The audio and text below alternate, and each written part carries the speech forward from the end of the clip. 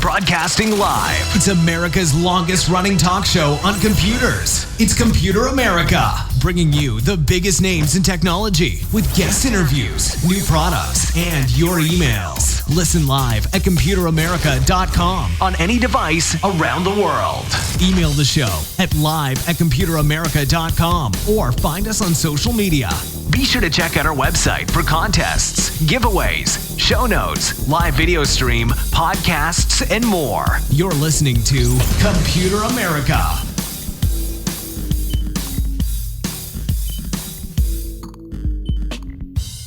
Hello and welcome into the Computer America Show. We are the nation's longest running, nationally syndicated radio talk show on computers and technology. Thank you for joining us. I'm your host, Ben Crossman, and everyone out there, how you doing? Welcome back into the show.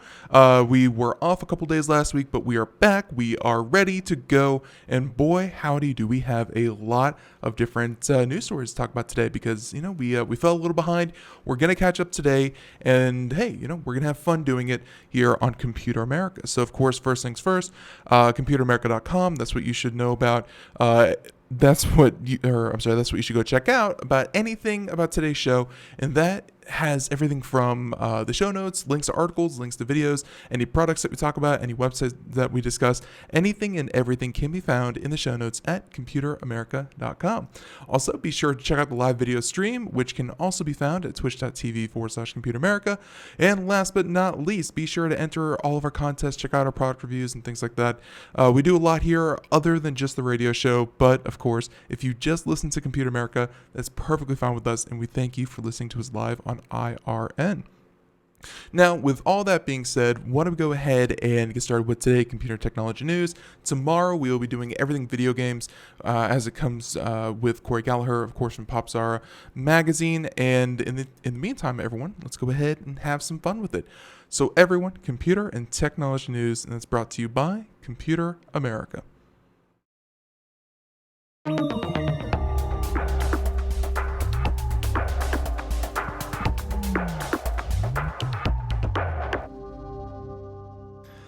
So, before we get started with the, with the news of the day, I wanted to address the elephant in the room, and the elephant being the fact that there were some horrific acts of terrorism earlier in the weekend, or at least a couple of days ago.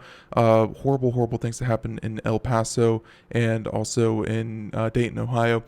Horrible tragedies that happened there, and ever since then there have been some tweets by certain elected officials, and really I don't have any interest in getting into that type of conversation, but I'm going to pointedly avoid a couple of topics here on the show. And one that we have addressed before, might actually be worth playing again here sometime this week. But we actually had a psychologist on the program who wrote an entire book about the connection to violence and video games, and if there is one, and if there isn't one. I'm gonna have to go back in the archives and find that. That was a very interesting interview that we did.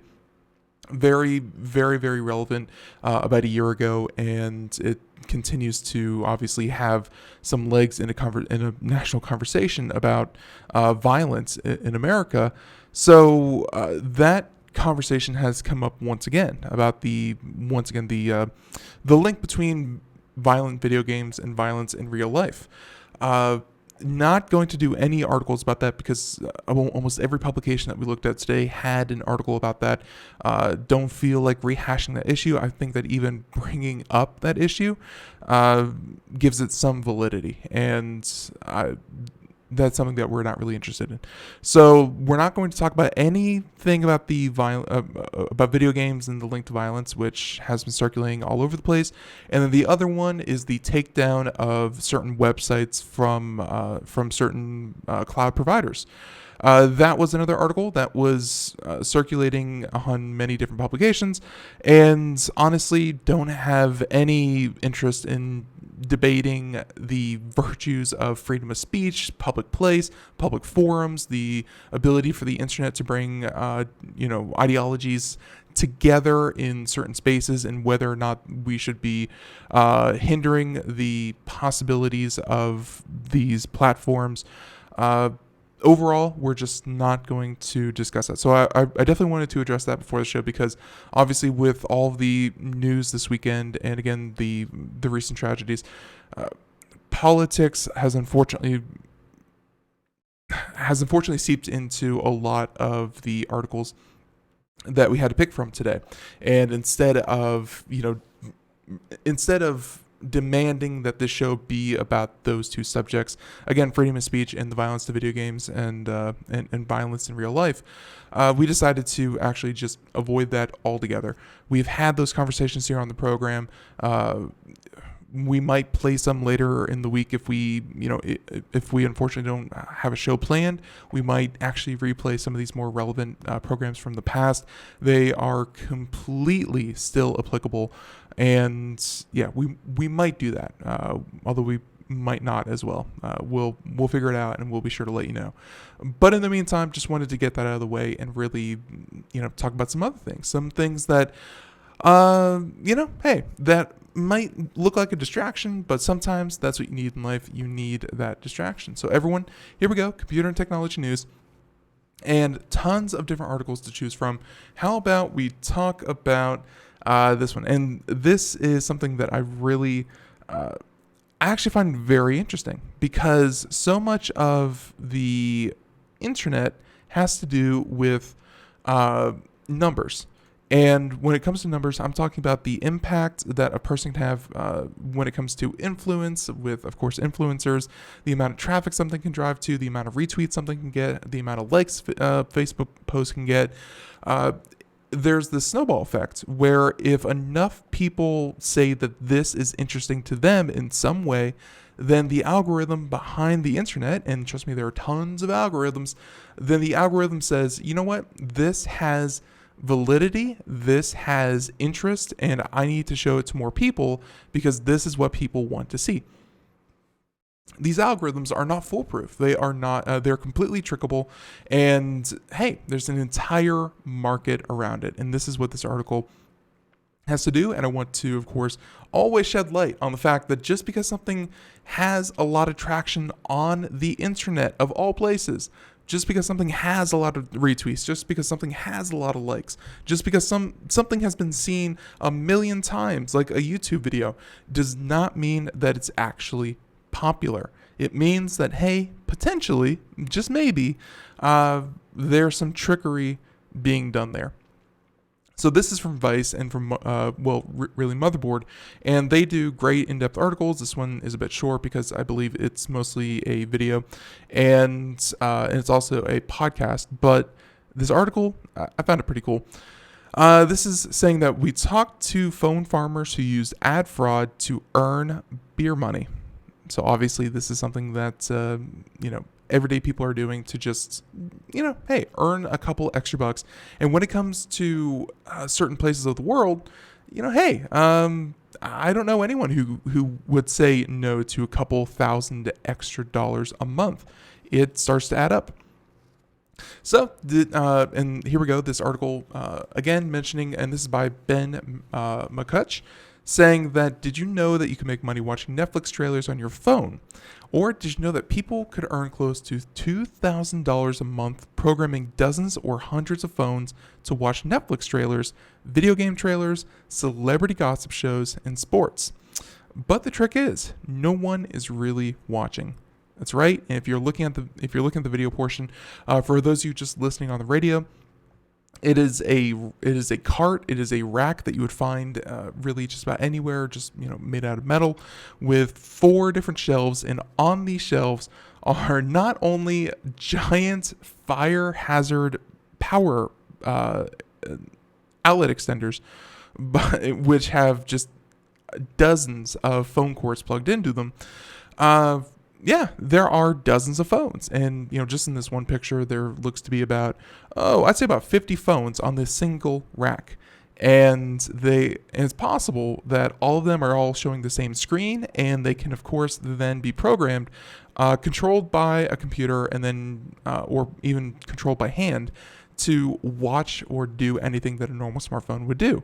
And every device that you're looking at, as far as the internet is concerned, as far as metrics are concerned, you are looking at one person.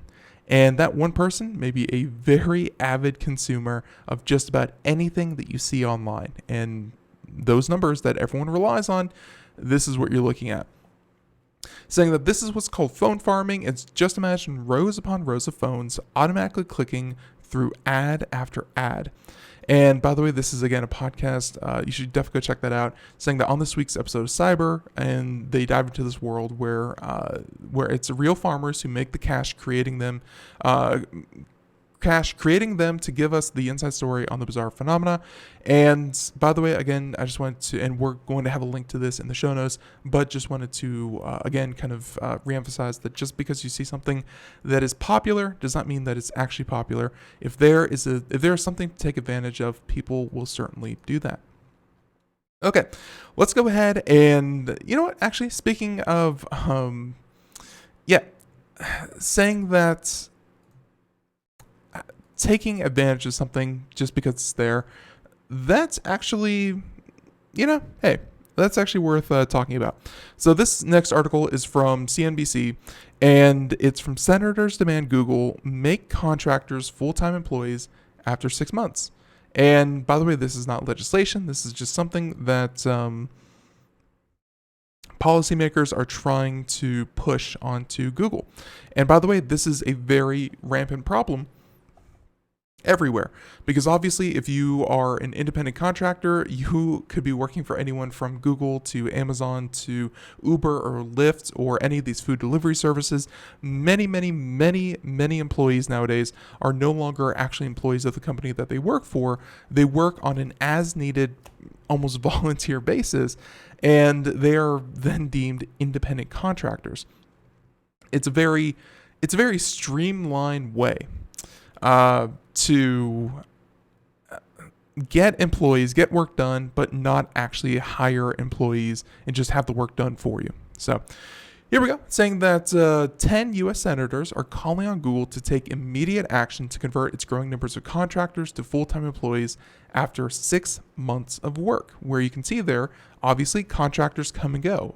If you have a project, let's say you need a contractor to do graphic design work. Let's say you need a contractor to spruce up your code or whatever. Something that would not be a continuous job, but something that would be a very short time.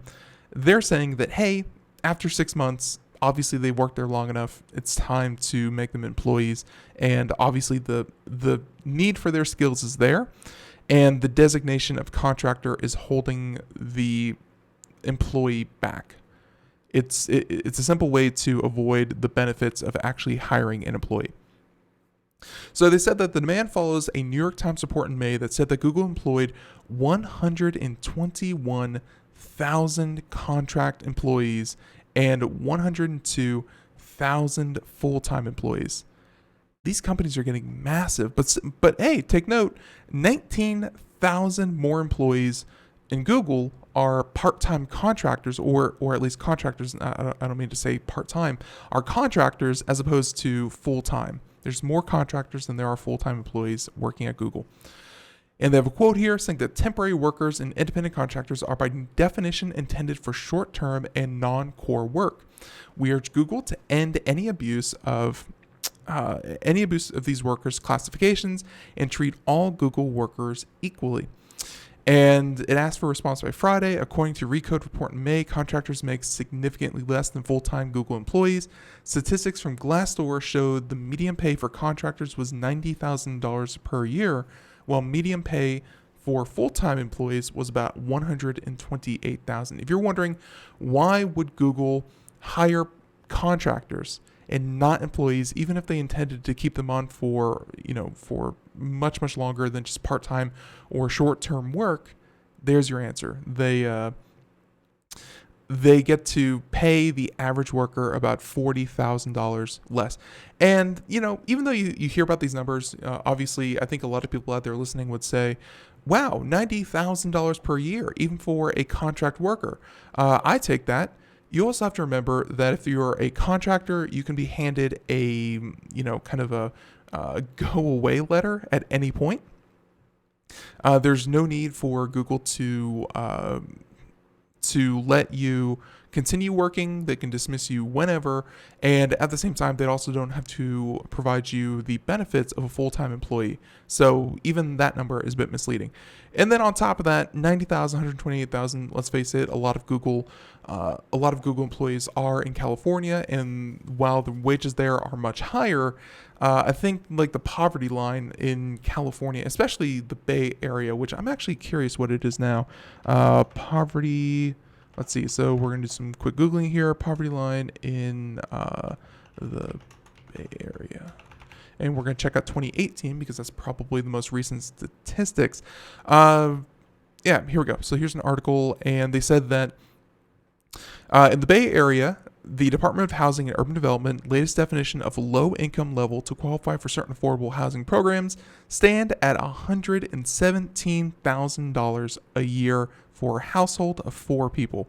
So if there were a single person working at Google, they're just kind of above the poverty line as far as household income goes. And they also mentioned that very low income bring as much as $73,000 per year, and extremely low for a family of 4 is $44,000 according to HUD, and the median family income for those areas is just $118,000. So there you go. Obviously these numbers are very, very inflated.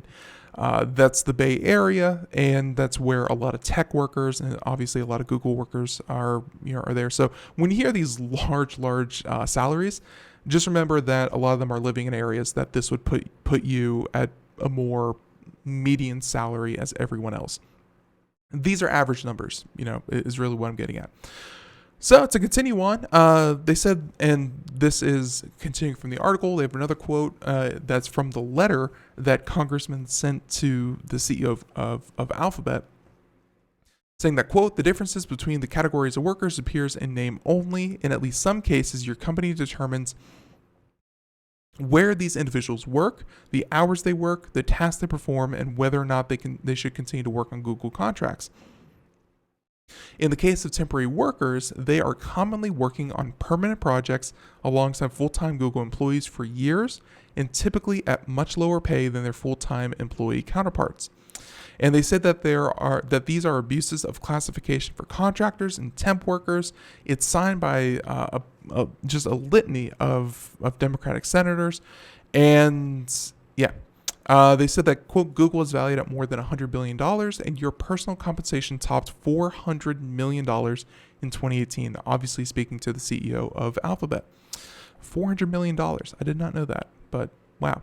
Which makes it that much more difficult to stomach the mistreatment of these workers. It's not enough to insist that contracting and staffing companies pay at least $15 an hour and provide health care and paid parental leave, because that standard is well below those set for Google's full-time employees. Google should convert contractors and temporary workers to full-time employees. So there you go. And by the way, they have a list of a lot of different changes. Just to give you an example here, disclosure to temporary workers at the start of their work on Google contract about their status and when they can expect to transition to permanent full-time employee status, which makes sense to me. If you start working on a contract that is a long term, you should eventually be transitioned into a full-blown employee. Elimination of all non-compete clauses in employment contracts. Google accepts the liability of any workplace violations that would occur through through an independent contractor, which, by the way, is how some legal matters are resolved for companies such as Uber or Lyft. If one of these drivers driving for a ride-sharing platform gets into a car accident and, heaven forbid, kills someone, hey, they can just say, well, it doesn't matter. He was working for us, but he wasn't an employee, so it's not our fault. Things like that would have to change. So there you go.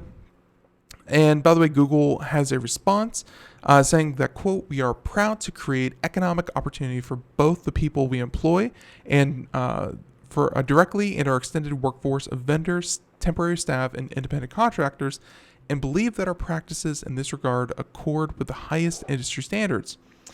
They said that, they believe that our practices in regard to accord with the highest industry standards. Respectfully, we strongly disagree with any suggestion that Google misuses independent contractors or temporary workers. And she said, Eileen Naughton, saying that, quote, independent contractors comprise 0.5% of our total workforce, and we independently vet all of our independent contractors to ensure that they meet the requirements of a 1099 worker. Temporary workers comprise 3% of our total workforce and do the job of a full-time Google employee for a short period of time. And Naughton added that Google opens up full-time roles for projects and requires long-term support, and the contractors can apply for the position and will be considered along other qualified candidates. So they're saying that being a temporary worker is not intended to be a path to employment at Google, and because we want to be clear and upfront, this is part of our written policy and training at Google employees managing temporary staff. So that was their response. So here's the thing. There's a disparity in facts about Google's response and the response that the senators are working for in the New York Times report in May. That you can see here. We'll throw in a link as well to the report that the New York Times wrote about the numbers here. And they mentioned 121,000 temps and contractors versus 102,000 full-time employees. That means that well over 50% of workers are part-time independent contractor employees. Less than half are full-time employees. So when Google comes back and says, "Hey, only 0.5% of our workforce are independent contractors, and only 3% of our total workforce are temporary workers," those numbers don't line up, and we are unfortunately facing an issue that we are debating the facts as opposed to whether or not these employees are being treated fairly. Maybe Google is completely right by only offering U.S. employees as opposed to worldwide employees, which this covered. But I don't know. It's I know that in the tech industry it is very rampant and is very common to hire independent contractors, to hire a headhunting agency and a hiring agency to bring you employees without you ever actually having to hire, take responsibility for, or provide full benefits to those employees. It happens all the time, and I can't say that Google would be above it because I don't think there is a tech company in this country that doesn't do it. Hence the massive offshoring of tech jobs that we saw in the 2000s to early 2010s. It happens all the time, and it continues to happen. It's just a question of, now again, we are debating facts and numbers and figures, and I don't think Google's going to be completely upfront and clear about those particular numbers because, hey, it doesn't exactly put them in a good light. So there you go. All right, so there's that one. Let's go ahead and continue on our next story that we're going to cover. How about we talk about lots of different ones. How about something fun? And we have a couple fun stories here, something to lighten up a little bit. Something that I've been looking forward to for a long time. Halo. I grew up with Halo. It continues to be one of my favorite franchises. Halo 1, 2, 3, Reach, 4, and even Halo 5. They were all great games. I wish that they were, kind of better received. I think a lot of that has to do with the fact that they were only on Xbox, which has unfortunately not been the most popular console. The fact that the new Halo series is coming to PC is, I think, going to be a great thing for it. So here's the thing. Halo TV. A Halo TV series is something that we've heard about for a long, long time. Years ago, when Xbox Entertainment or Xbox Live, they said that they were going to get into original programming. They even signed on Steven Spielberg, huge name, to direct a television series for Halo. And then that all kind of went into development hell, and it never really came back up. Well, looks like we're moving a little bit further as we have at least one instance of a casting choice. Hey, that's something. Halo TV series has its Cortana ahead of an early 2021 premiere, so we're looking at just under 2 years away. And here we go, saying that while Showtime took forever to start filling in the details of its Halo TV series, it's clearly eager to make up for lost time. The broadcaster has announced that Natasha McElhone of Ronin and Californication fame will portray both the legendary Cortana AI as well as Dr. Catherine Halsey, the creator of Spartan Super Soldier like Master Chief. Yes, she was the doctor who, kind of led the Super Soldier Spartan program. Now, the producers have filled out considerably more of the cast beyond these prominent roles as well. The series will also feature Fargo's Bokeem Woodbine as Soren 066, an ex-military privateer who conflicts with Master Chief. Famed Indian actress Shabana Azmi will play Office of Naval Intelligence Head Admiral Margaret Parangosky. Other additions are playing Spartans, including Avengers: Age of Ultron Bentley Kalu, The Witcher's Natasha Kolzak, and Catastrophe's Kate Kennedy. Unfortunately, I don't know who all these people are, but hey, when I see them on screen, I'll go, oh, yeah, I know them. The series doesn't go into production until later this year and is only due to air sometime in the first quarter of 2021. The new details indicate that Showtime really is committed to the project, and that includes providing the star power you see in other high-profile productions. We saw what happens when a studio is truly dedicated to a franchise and making sure that it's portrayed very, very well. I think that even though Halo is a science fiction kind of setting, we saw what happened with HBO and obviously with Game of Thrones. Despite what you think of the last season, man, did HBO at least give it a budget and give it time to really build and become something really, really, really impressive. And I think the success of Game of Thrones have given other studios, other producers, other backing, other people who would actually put up the money to back these kinds of things, some kind of gave them a little bit of confidence that if you put money, if you say, hey, if we give you $300 or $400 million, which is something that you would only see in some of the biggest Hollywood blockbusters, and say, hey, we're going to make a multi-season series that people are going to be grossly invested in and really pull in the audience. Before that, hey, the easiest thing with television was to make another Big Brother style show. It was to put cameras and make reality. It was a race to the bottom. It was how much could you cut?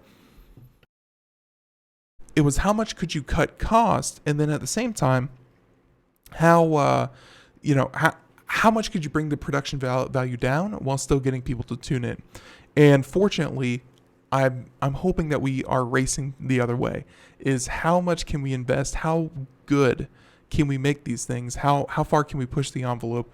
And not just waste money, not just say, hey, this has to be good. It has hundreds of millions of dollars invested in it, but to actually do justice to some of these other franchises. Personally, I'm looking forward to the new Lord of the Rings IP that is coming out of Amazon. They're supposed to be making something with the Silmarillion. I know that the Wheel of Time is getting a similar treatment, and now we have Halo TV series coming to us from Showtime. There's a lot of very interesting things to pull from, video games being just one of them, fantasy novels and the like, yet another. I'm hoping that Halo TV series lives up to the hype, because we've been waiting for that thing for a decade plus.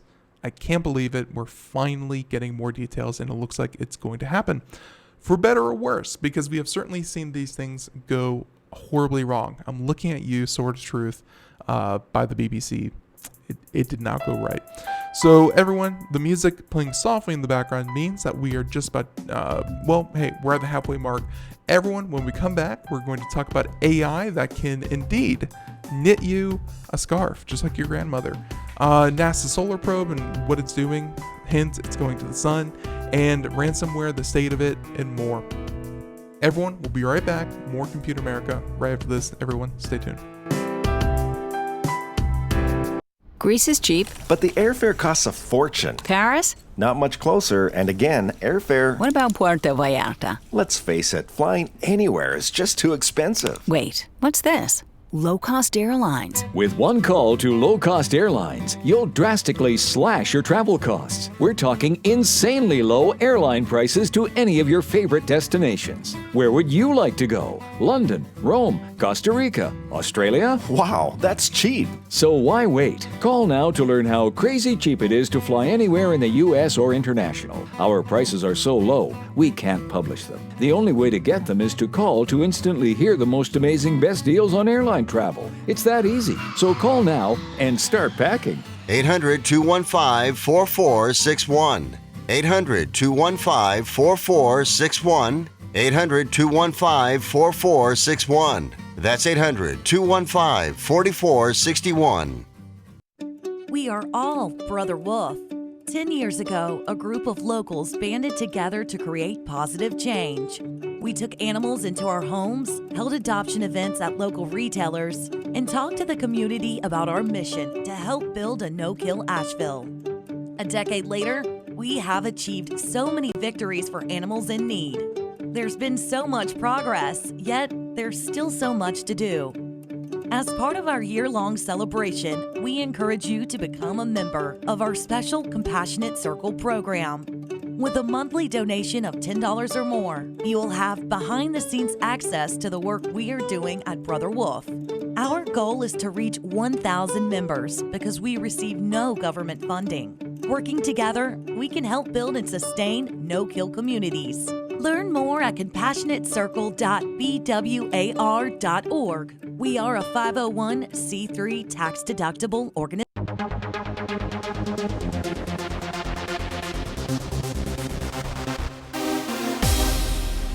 And welcome back to the Computer America Show. It is 32 minutes past the hour as we continue on. Ladies and gentlemen, if you miss any part of today's program, you can check out wherever podcasts are heard. It will be uploaded about an hour or two after the live program. We highly recommend that you check out the live program. But if you can't for any reason, wherever podcasts are heard, on YouTube, back on Twitch, anywhere else, hey, you can listen to Computer America. Simply search our name and we should come right up.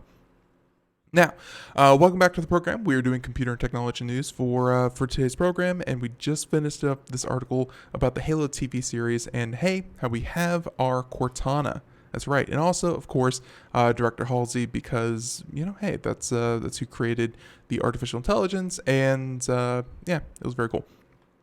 Now, so we're talking about things that are kind of lighthearted and fun. Let's go ahead and move into something also lighthearted and fun. We mentioned this just before the break, and hey, artificial intelligence is now knitting clothes, and this is pretty cool. So we're going to go ahead and play the video from CSAIL, which is again the MIT's computer science and artificial intelligence laboratory. Talked about them many times here on the program, and they said that if you've ever wanted a custom bobble hat but your knitting skills are not up to par, they said let robots do it. MIT CSAIL have deployed a computer-aided knitting system that can automate the design and manufacture of knitted garments. Even non-expert knitters can use the system to create individual designs from customization templates on a computer. The designs are then sent to a knitting machine, which fabricates the designs out of real wool. He said that the advantage of templates is that the common shapes, such as hats or gloves, are easy to recreate, and users can apply texture or patterns to the objects as well. More ambitious users can create their own patterns from scratch, and there's a neural network system that will generate more panels from an existing pattern, which you can see here on the program. In a test, even users who had never knitted before were able to use the system to create knitted hats and gloves with some intricate patterns. They said that while it's certainly an impressive system, it does seem to miss out on some of the tactile creativity of knitting by hand, where you can obviously see, if it's done by a computer, then obviously it will, unfortunately, not do. Yeah, well, I'm sorry. If it's done by a computer, then it won't be made with anyone's love. So they said that whether it's for an everyday user who wants to mimic a friend's beanie hat or a subset of the public who could benefit from using this tool in a manufactured setting, we're aiming to make the process more accessible for personal customization. And that was the lead author of the paper. So there you go. It's the whole point of this is that you can have on-demand items that are easy to make, easy to customize, and they eliminate waste because it's all done by machine, who's going to be very, very efficient with not only its time, but also with its materials. If you could see something like this where you could go into a store one day and for a very, very cheap fee, you could then have a machine machine stitch you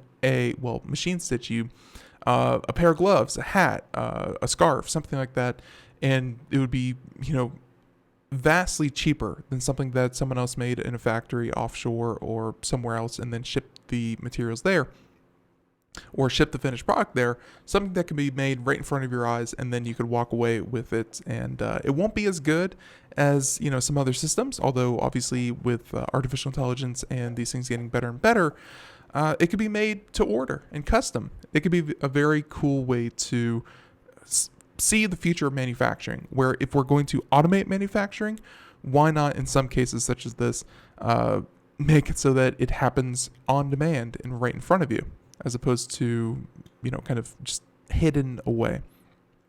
So there you go. AI knitting system. That's right. We are now automating our knitting. Grandmas, you are almost out of a job. As soon as we can find someone to make brownies like you do, I don't know if there's any more need for them.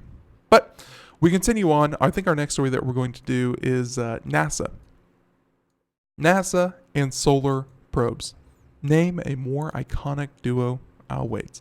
So this is by Mariella Moon from Engadget, saying that NASA solar probe sends back data from its first 2 visits. That's right. You think that after visiting the sun, you'd be so burnt that you wouldn't be able to do anything. But turns out this one is at least sending back some valuable data.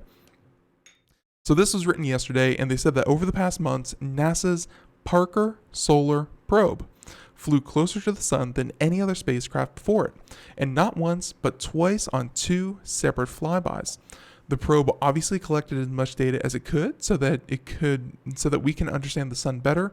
Now its mission team at Johns Hopkins Applied Physics Laboratory in Maryland has just received the final transmission for the 22 gigabytes of science data collected during the 2 encounters. That's 50% more than it expected to receive by now, all thanks to the spacecraft's telecommunication system performing better than expected. Isn't that great? Although kind of scary. I don't know why you were expecting it to not be good, but hey, great that it's doing better. Parker's ground team found out soon after launch that the probe is capable of a higher downlink rate. In fact, they're taking advantage of that ability by instructing the probe to send back even more data from the second encounter in April.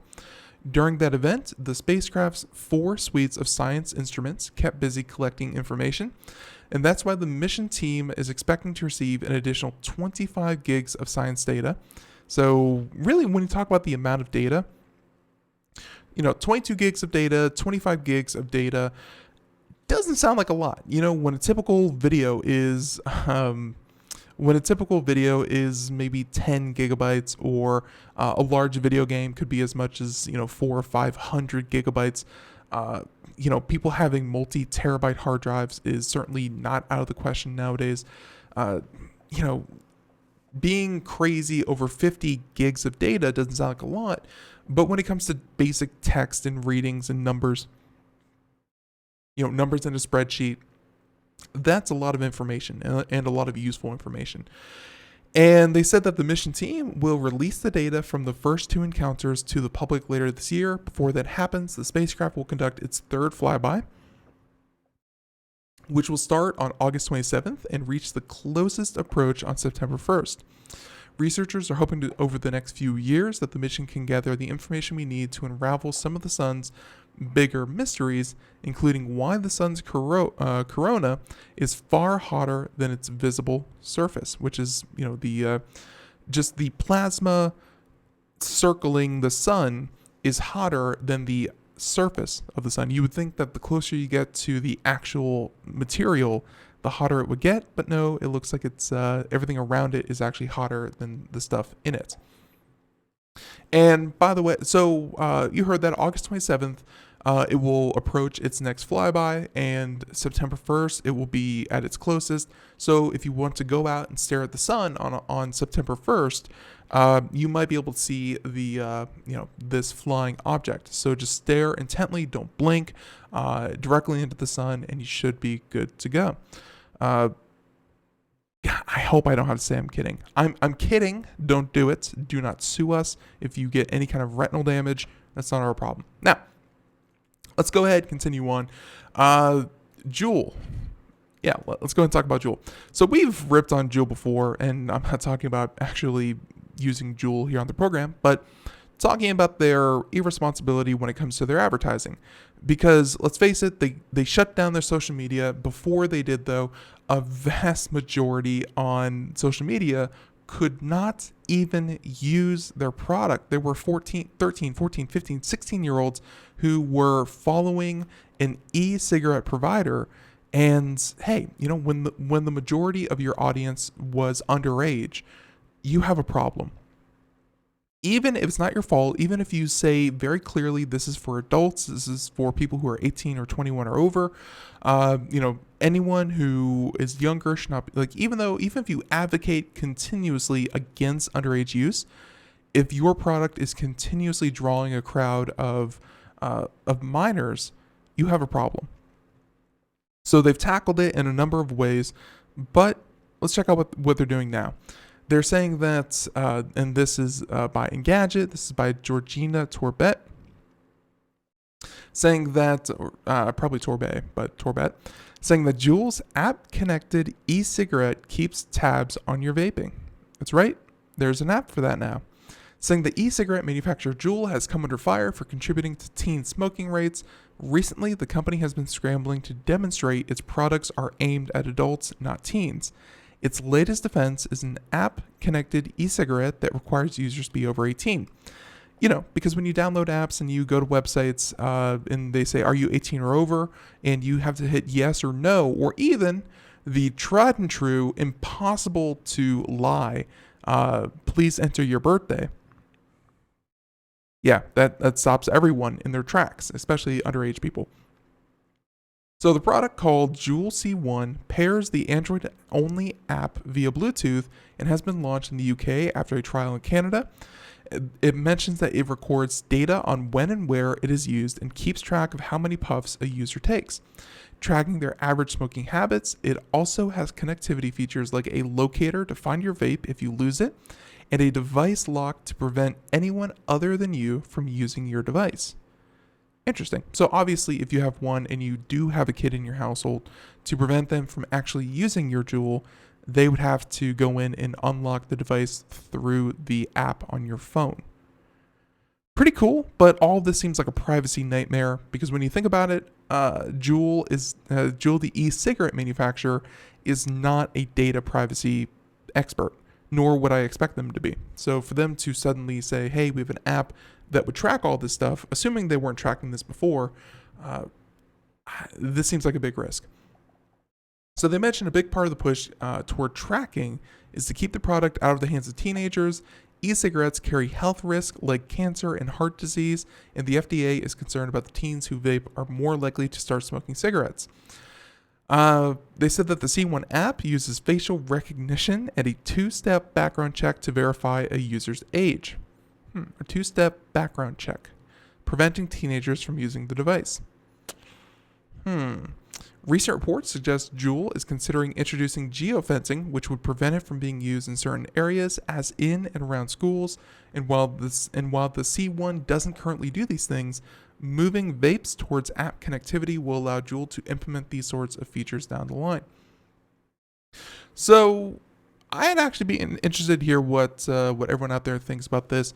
Obviously, smoking and vaping is a problem for teenagers. I mean, a lot of them have admitted to using one of these e-cigs often, before, in high school, before they're supposed to be using them. Adults using them, I mean, the data still needs to be collected. Unfortunately, they're a pretty recent invention, and they only recently started to get popular. Whether or not they do as much harm as cigarettes, we still don't know. There's a possibility that, it has shown links to cancer and heart disease, but it's also been proven not to be as dangerous as cigarettes. They mentioned that it could be a gateway to cigarettes, but hey, personal responsibility, so on and so forth. So the data's not in yet. We're still looking at that. And even so, teens using them before they're supposed to is a bad thing regardless. I'd be interested to hear what everyone thinks about devices being mandatory, because, having a smartphone isn't the barrier that it used to be. There are, kind of track phones that are smart devices, having an Android operating system. And by the way, this is strictly Android. So if you wanted to buy one of these and you had an iPhone, you would not be able to pair it with an app. Or, so the C1 app with this, with the Juul would not be compatible if you had an iPhone. But still, having an Android phone is not the hardest thing in the world. They could be, $50-$60 for some of the cheaper ones, from TrackPhone and the like, a couple $100 for low to mid-range phones. And of course, you could go all the way up to the more expensive ones. But the point is, it's not hard to get a phone.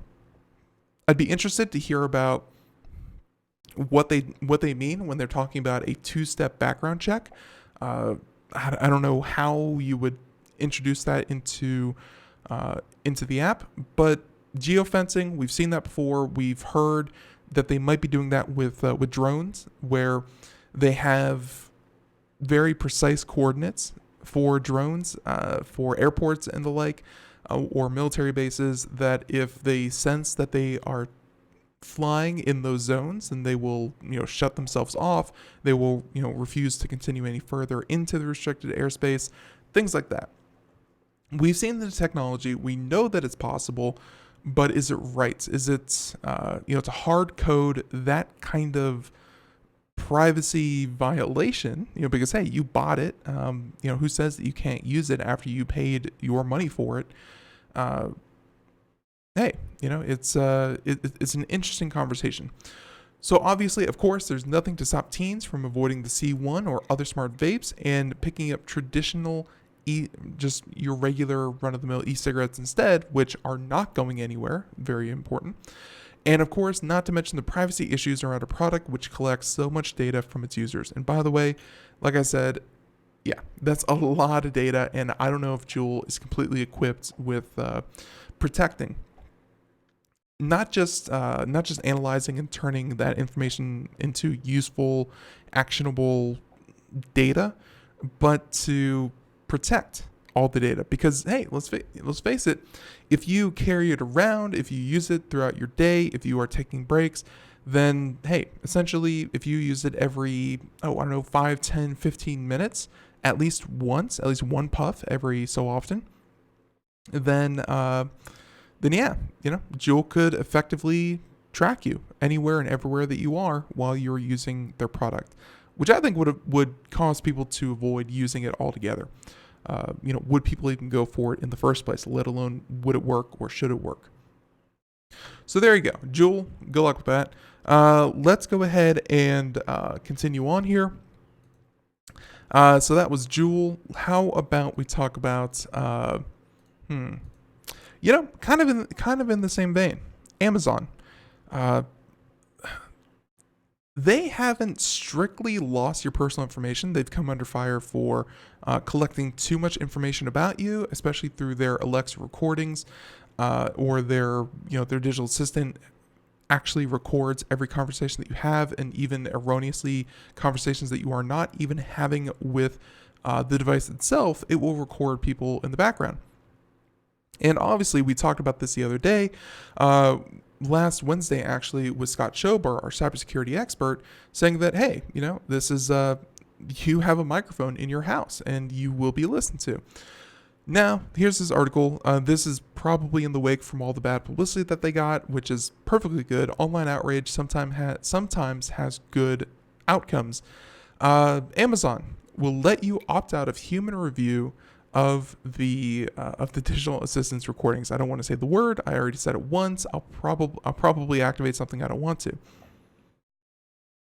But you heard that right. You can opt out of having real life humans actually analyze these things, which I think when it comes to opt in, opt out, as always, opt out simply means that about 5%, at most, 5% of people out there are going to opt out. If you're listening to this program and if you have one of these, you may be motivated to go out and turn that off. In fact, even if it gets a lot of traction and this goes viral and everyone decides to, everyone at least reads it, in the grand scheme of things, only about 5% and most likely less than that are actually going to opt out of the system.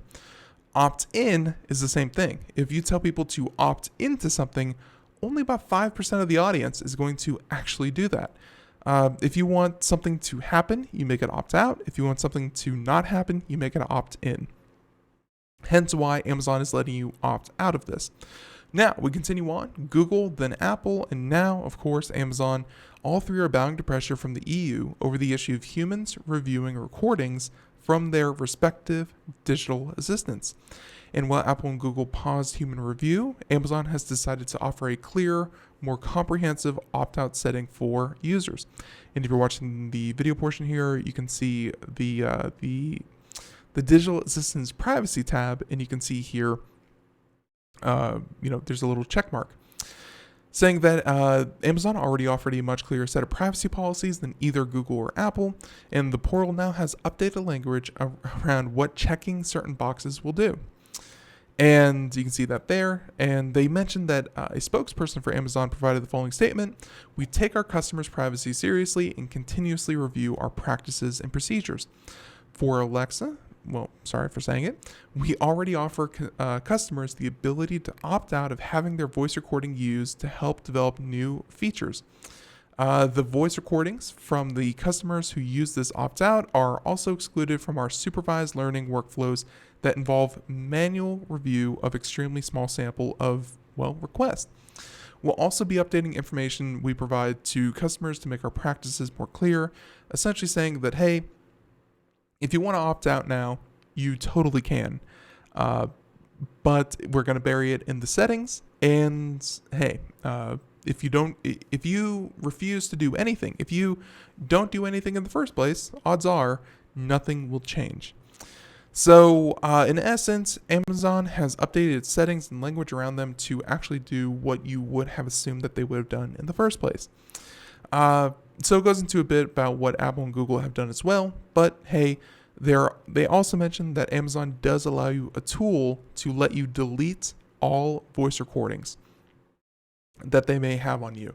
And I think there's a way for Google to do that as well. So there you go. Really, I think something that might bring about change, it's not about opt-out or, letting people delete their data or, that kind of thing. The thing that will probably advocate the most change in the tech industry is simply knowledge and actually seeing what kind of data these companies have on you. There is a website. I'm going to try to find it right quick. What does Google know about me? And I think there's a website that you can check out. Let's see. So tons of different articles. Man, what is that website? There's a website that you can go to.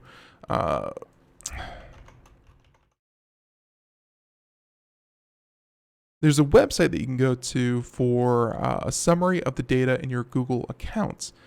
And I'm trying to remember which one it is, but essentially you can download, just like Facebook, and of course everyone should go out there and check that out. It's very eye-opening, the kinds of information that Facebook has on you. But there was another article that came out sometime yesterday that mentioned that Google has a file size on the average user about 10 times the size of Facebook. So for Facebook to catch all of the heat for collecting information on its users, it's time to also sit down and look at Google and, of course, Apple and Microsoft, because Microsoft runs Windows 10, Apple runs iOS. Trust me, a lot of these companies have massive databases. And like I said, the thing that will probably influence change the most is to actually quantitatively see what information these companies have collected on the individual. So there you go. We have time for just one more story. How about we talk about... All right, two if we can squeeze it in, but we're going to do this one at the very least. And this is an update. As always, I like to scare you guys. Sean Gallagher, Ars Technica, ransomware, wiper, malware, quote-unquote wiper, obviously, so, wiping a hard drive clean. Malware attacks have more than doubled, IBM team says. So, we're going to just quickly go over this, but we're going to get into... let's see. So, we're going to quickly get into this. And let's see. So, let's actually go to the parent article. So, we got this from Ars Technica, which we'll include, but we'll go to the actual securityintelligence.com. And they said that destructive attacks have left their mark over the past few years, wiping data and rendering millions of enterprise devices inoperable at companies around the world. A new report today from the IBM X-Force Incident Response and Intelligence Services, or the IRIS, not the IRS, but the IRIS, shows that these attacks have been on the rise, posing a growing threat to businesses that may not consider themselves an obvious target. As we've seen from individual counties and states and local governments, those are very fast becoming hot targets. They said that massive destruction, massive cost, destructive attacks are costing multinational companies $239 million on average. And as a point of comparison, that's 61 times more costly than the average cost of a data breach. So obviously we hear about data breaches all the time, but we don't obviously hear about these viruses that tend to make devices inoperable. 61 times more costly. But of course, not individual devices, or I should say individual data breaches.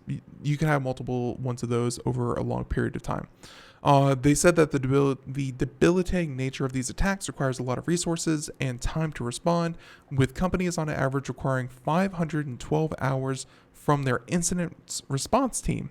It's also common for organizations to use multiple companies to handle the response and remediation, which would increase the hours even further. And they said that a single destructive attack destroys 12,000 machines per company on average, creating quite a tab for new devices in order to get companies' workforce back in action.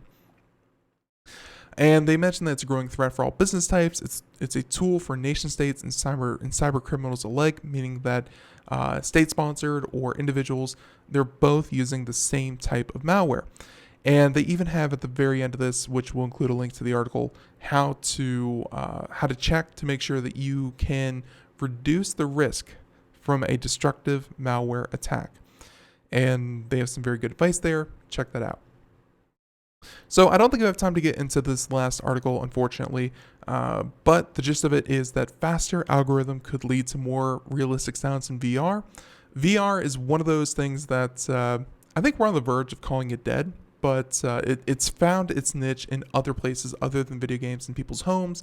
But at the same time, virtual reality has had this problem where if you're playing and you're obviously playing on a video screen, playing on a monitor or a TV or something like that, traditional video games had one source of reference, just whichever way your character's facing. Whereas opposed to virtual reality, it immerses you in a three-dimensional space, as is virtual reality will want to do, and they had to take sound and make sure that it was that you could tell direction and severity, in relation to your character. It was really hard. But now, here we go. The ultimate solution, which we'll include in the show notes, is a new algorithm that helps create realistic sound for virtual reality thousands of times faster. So, hey, this could make virtual reality a lot easier to develop with. So, everyone, that's about all the time we have for today. Thank you so much for tuning into Computer America. If you would like to check out more of what we do, computeramerica.com, definitely check that out. Tomorrow on the program, Corey Gallagher, all things video games. It's going to be really cool, and we're looking forward to that. Everyone, hey, thank you so much for tuning in, and until next time, have a great day. Thank you so much. Bye-bye.